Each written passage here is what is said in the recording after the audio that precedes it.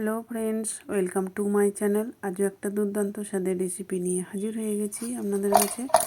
শব্দটা শুনেই বুঝতে পারছেন কতটা মুচমুচে হয়েছে। তো এটা কী দিয়ে বানানো হয়েছে সেটা দেখে নেওয়ার জন্য চলুন রেসিপিটা শুরু করা যাক। কড়াইতে তেল দিয়ে দিলাম, সর্ষের তেল।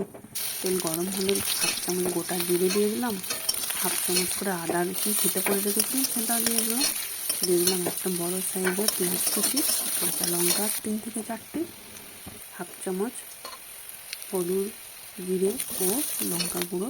মশলাটা হয়ে গেলে এরপরে দিয়ে দিলাম সিদ্ধ করে রাখা আলু। এখানে 3টে মিডিয়াম সাইজের আলু আগে থেকেই সিদ্ধ করে রেখে দিয়েছিলাম। দিয়ে দিলাম পরিমাণ মতো লবণ আর কিছুটা পরিমাণ ধনে পাতা কুচি। এরপর সবশেষে দিয়ে দিলাম 1/2 চামচ চাট মশলা। আলুর পুরটা আমার হয়ে গেছে, এরপর নামিয়ে নিলাম। এরপর দেখুন চিড়ে নিয়েছি 100 গ্রামের মতো, 5 মিনিট জলে ভিজিয়ে রেখে দিয়েছিলাম। এরপর হাতের সাহায্যে ছেঁকে ছেঁকে তুলে নিচ্ছি। এরপর সামান্য লবণ দিয়ে এটাকে মেখে নেব।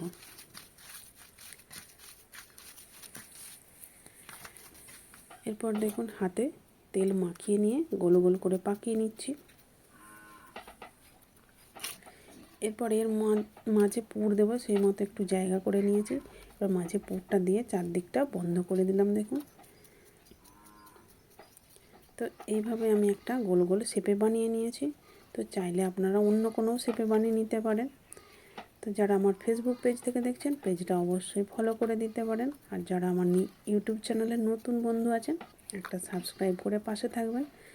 আর পাশে থাকা বেল আইকনটি প্রেস করে অল করে রাখবেন, তাহলে আমার নতুন নতুন রেসিপি ছাড়ার সাথে সাথে সবার আগে আপনার কাছে পৌঁছে যাবে। তো এখানে আমি সাদা তেল গরম করতে দিয়েছিলাম। তো তেলটা মিডিয়াম আঁচে রেখে এগুলো আমি ভাজতে থাকবো। বিকেলে চায়ের সাথে এটা একদম জমে যাবে। তো একবার হলো বাড়িতে আপনারা অবশ্যই বানিয়ে দেখুন, কেমন হলো কমেন্ট করে জানাতে ভুলবেন না। আর ভালো লেগে থাকলে লাইক কমেন্ট শেয়ার করে দিতে পারে।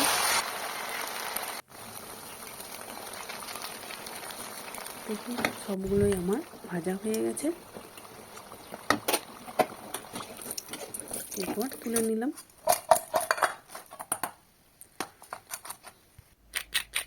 ভিডিওটা শেষ পর্যন্ত দেখার জন্য অসংখ্য ধন্যবাদ রইল।